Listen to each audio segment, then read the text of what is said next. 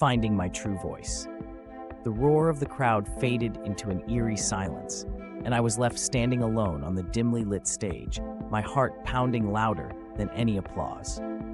The spotlight had been my refuge, a place where I could hide my insecurities behind the facade of someone else's words.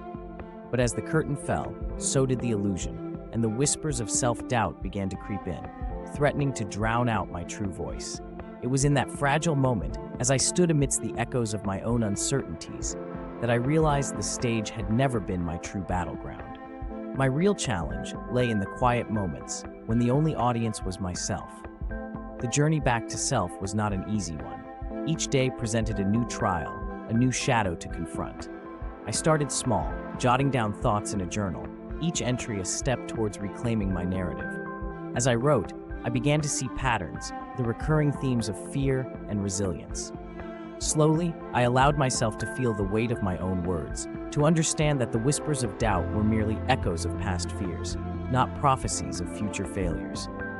It was in those scribbled pages that I found fragments of strength, tiny embers waiting to be kindled into a flame. With renewed purpose, I faced the world outside my journal, determined to transform my inner monologue into a symphony of empowerment. I sought out moments to speak, not just on stage, but in conversations that mattered, in spaces where my voice had been silent for too long. Each word spoken was a note in the anthem I was composing.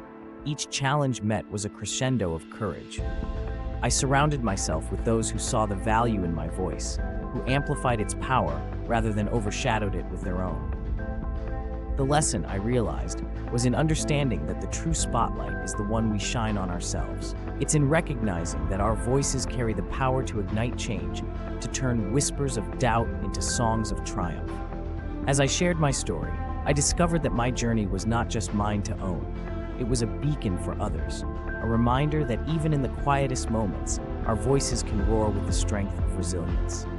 The stage had been the beginning, but the world was now my audience, and my voice, without doubt, was finally free.